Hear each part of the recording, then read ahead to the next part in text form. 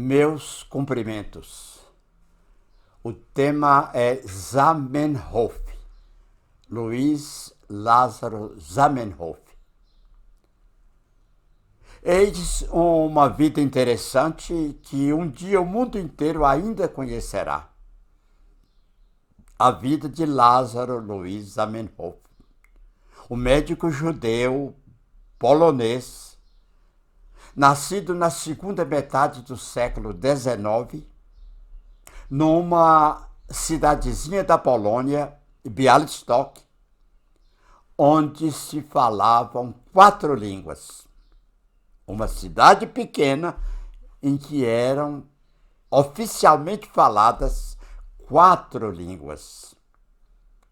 Cursos preparatórios em Varsóvia, eu estou falando de Zamenhof. Estudou medicina em Moscou, na Rússia. Foi sempre preocupado desde criança com os problemas de comunicação em virtude das diversidades das línguas. Daí, falando de Białystok, muito desentendimento. Criador da língua internacional Esperanto, que a cada dia tem aumentado o número de falantes, chegará a época em que Zamenhof fará parte dos estudos de jovens e velhos, e a admiração pelo seu nome e por sua vida lhe dará páginas inteiras nas enciclopédias. Não se trata de sonho esta minha afirmativa. Na verdade, qualquer caminho que a humanidade escolher passará no futuro pelo Esperanto, a única língua que permitirá o entendimento normal e fraterno entre todos os povos. Queira ou não queiram os donos do mundo, sejam eles americanos, russos ou chineses, como foram no seu tempo os gregos, os romanos, os ingleses, ou como quiseram os alemães e italianos, nenhuma nação conseguirá impor o seu idioma nacionalista, a sua língua nacional. Nenhuma pátria aceitará a dominação cultural de outra pátria. Não existe imposição nesse sentido. Os árabes dominaram a Península Ibérica durante 8 séculos, 800 anos. E só deixaram lá 700 palavras, 700 e 2 frases. 2 apenas. Por outro lado, o Esperanto não é língua de ninguém, de nenhuma nação, mas de todas ao mesmo tempo. Não defende o Esperanto em nenhuma cultura nacional, não tem chauvinismos, não tem gírias de grupos ou de classes sociais.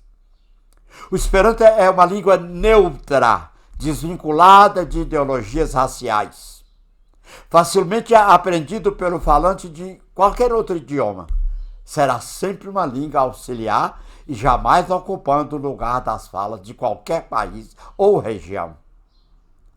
Com tendência a ser amado e admirado, o Esperanto é a mais fraterna de todas as formas de comunicação, nivelando e igualando falantes, fazendo desaparecer dominações, nunca deixando margens para ninguém ser humilhado.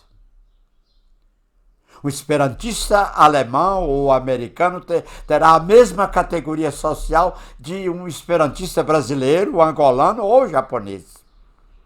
O Esperanto será sempre uma segunda língua para um chinês, um espanhol ou um russo, ou qualquer outra nacionalidade. Sempre uma segunda língua.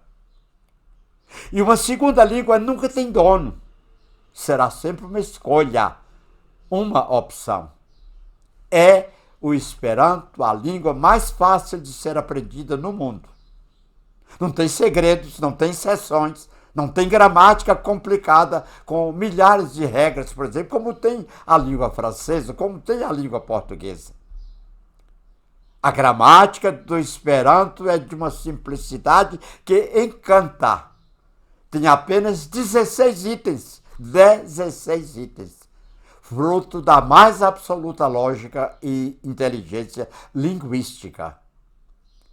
Enquanto o francês dispõe de 3.600 formas verbais, o Esperanto precisa de apenas 12.